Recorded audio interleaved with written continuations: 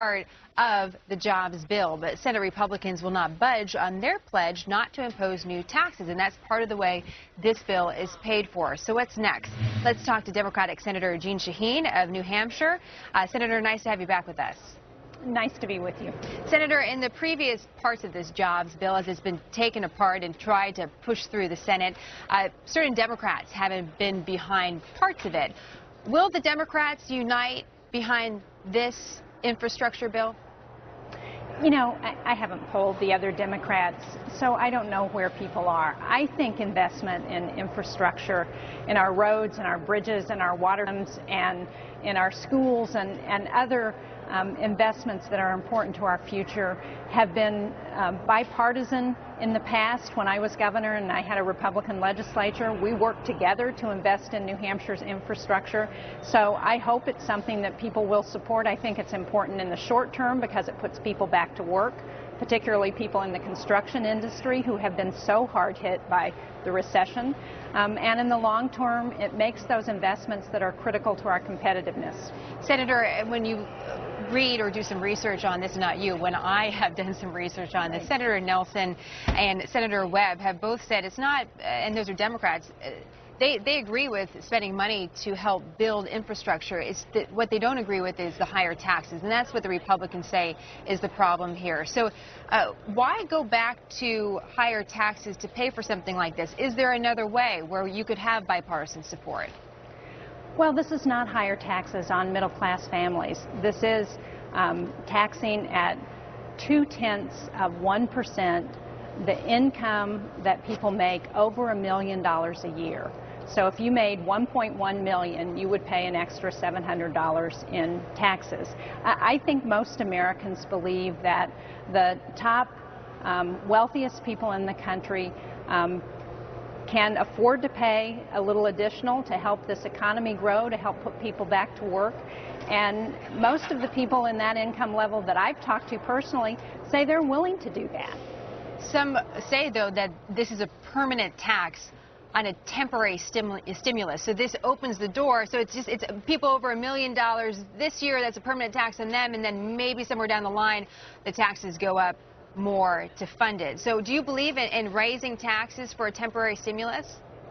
Look, I think as part of dealing with our debt and deficits, we need to look at our whole tax structure, and we need to eliminate the loopholes. Right now, we are spending more in the tax loopholes than we're taking in revenue, and they're unfair because they benefit some companies, and some companies don't get a benefit. Some individuals get benefits, and some people don't. So I think it's an unfair tax code. We need to be looking at that, and we need to address it as part of dealing with our debt and deficits because we're not competitive right now. We have one of the top corporate tax rates in the world, which we need to lower, but we can't lower that if we're going to continue to provide the kind of corporate tax breaks that we give to some of the largest corporations in this country, that we give to big oil companies. We've got to look at changing that. Senator Shaheen, Erskine Bowles was on the Hill just yesterday talking to the super committee. Of course, they are responsible for figuring out some sort of plan with our debt. And this is where our conversation is going right now. So let's play a little sound from Erskine Bowles, then I'll ask you about where the super committee is at right now. I have great respect for each of you individually, but collectively, I'm worried you're going to fail the country. I think that we face the most predictable economic crisis in history. I know that the fiscal path we are on here in Washington is not sustainable, and I know that each of you know it, and you see it because it's as clear as day.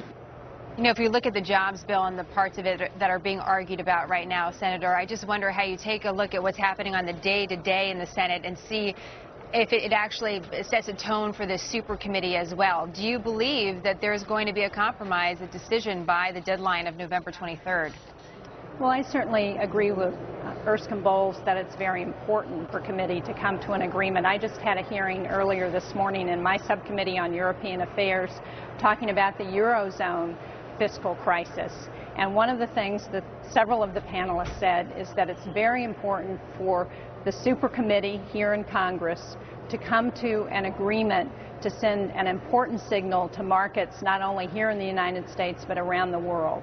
So I think it's very important. And you know, I'm part of a bipartisan group in the Senate that has been working since the Simpson-Bowles Commission reported, that's now up to 45, that wants the super committee to come up with $4 trillion in savings that the Simpson-Bowles Commission recommended, and that puts everything on the table: revenues, mandatory programs, domestic and defense spending. So I think we've sent a strong signal to the super committee in the Senate that we think they should come to an agreement. And maybe that bipartisanship that you're experiencing there is a little bit different than the ones that maybe were lacking over the jobs bill. So hopefully that's the model as they move forward. Senator Shaheen, I hope so. Nice to have you back on the program. Thank you very much. Thanks.